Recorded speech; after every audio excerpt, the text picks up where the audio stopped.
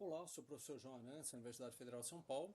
E nessa videoaula a gente vai falar um pouquinho sobre a influência cultural no diagnóstico do TDAH, né?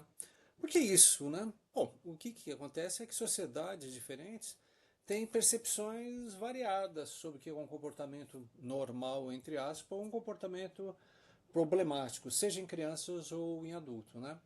Então isso afeta a forma que o transtorno é identificado, né? Então, por exemplo, expectativas sociais, né? Sei lá, em países assim asiáticos, né, onde se espera que a criança seja muito disciplinada, obediente, quando você tem uma criança ali que é muito inquieta, muito impulsiva, opa, é facilmente identificada, diagnosticada, né, porque está fugindo ali do padrão.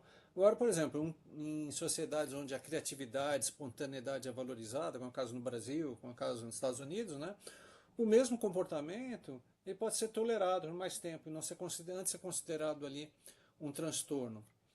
Uma outra coisa está relacionada também com os sistemas de saúde dos países, né?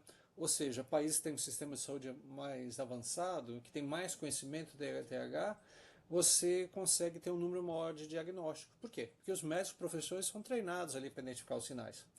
Já em países com poucos recursos, onde o TDAH não é muito bem compreendido, né, as crianças podem ser rotuladas como, entre aspas, preguiçosas, desobedientes, sem receber um suporte adequado. Tá? Outro problema que está relacionado assim com os estigmas e crenças culturais. Né? Ou seja, algumas culturas assim têm um diagnóstico psiquiátrico percebido como algo, entre aspas, envergonhoso, né? Que as famílias elas procuram evitar, procurar ajuda, né? Evitam procurar ajuda, né?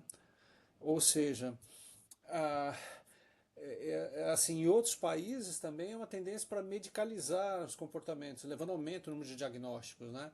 Ou seja, ah, há vários fatores em que influenciam ali o diagnóstico e a cultura influencia a forma como o TDAH é percebido e a frequência como ele é diagnosticado. Ou seja, em alguns lugares excesso de diagnóstico, em outros lugares aqui o transtorno pode ser ignorado, tá bom? Bom, eu anotei aqui alguns pontos aqui interessantes, né? Que, por exemplo, nos Estados Unidos, né? A, mesmo nos Estados Unidos, as populações afro-americanas e latino-americanas aqui apresentam uma menor taxa de diagnóstico, né? O estigma, como eu disse aqui para você, estigma de doença mental, a crença que a doença mental é um sinal de fraqueza, também pode fazer com que as populações minoritárias com menos acesso à educação acabem evitando aqui buscar um diagnóstico, tá bom? Bom, basicamente é isso. A gente falou um pouquinho dos aspectos da influência da cultura no diagnóstico e na próxima aula a gente vai falar sobre a influência do gênero no diagnóstico, tá bom? É isso aí.